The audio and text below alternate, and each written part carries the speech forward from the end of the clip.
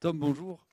C'est l'objectif de ce déplacement à 3, on imagine, ce sera d'enchaîner pour la deuxième fois cette saison 2 victoires consécutives. Il y a l'occasion peut-être de faire une série parce qu'il y a un beau mois de mars aussi qui vous attend derrière.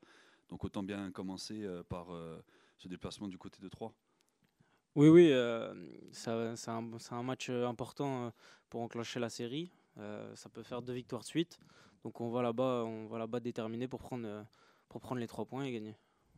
Alors, on en discutait, c'est vrai que jusque-là, depuis le début du championnat, depuis la troisième journée, vous n'avez pas réussi à enchaîner 2 victoires. Est-ce que vous avez la sensation que si ça devait arriver, cela pourrait vous lancer sur une fin de saison intéressante? Parce qu'après la dernière journée, au final, il n'y a plus que 5 points d'écart avec le cinquième.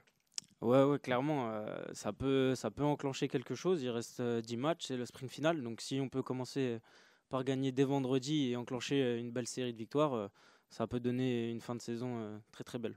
Lorsqu'on voit ce championnat de Ligue 2 assez homogène, mais où les écarts commencent à se creuser, notamment derrière, il y a des équipes qui commencent à être assez effacées. Vous avez pris vos distances avec cette zone rouge. Maintenant, c'est faut juste regarder devant que du bonus.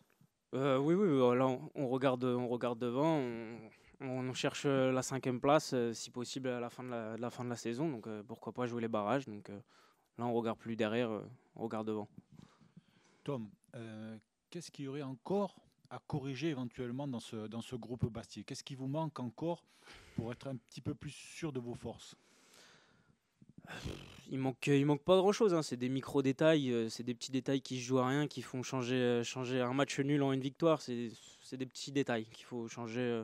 Ça va venir au fur et à mesure, mais c'est des petits détails. C'est pas grand-chose.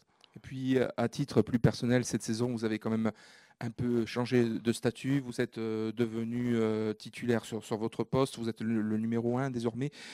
Comment vous abordez, vous, depuis le début de la saison, ce changement de dynamique vous concernant? Bah, c'est positif, hein, c'est que du positif.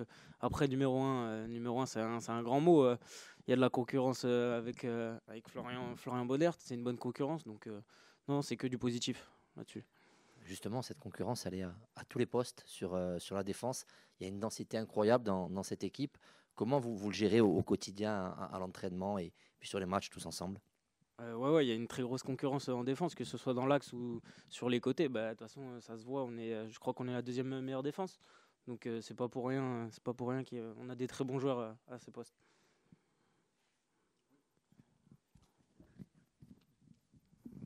Sur votre côté droit, comment se passe l'entente avec les ailiers éventuels? Est-ce que vous avez des préférences sur les joueurs? On peut avoir, par exemple, Lisandro qui joue, on peut avoir d'autres joueurs. Est-ce que chaque fois l'entraînement, c'est un profil différent pour vous? Il n'y a pas forcément de préférence. Ouais, c'est des profils différents, que ce soit Lissandre qui peut rentrer à l'intérieur ou quand c'est Lamine qui est pied droit. Faut s'adapter au profil. Donc, mais non, il n'y a pas de préférence.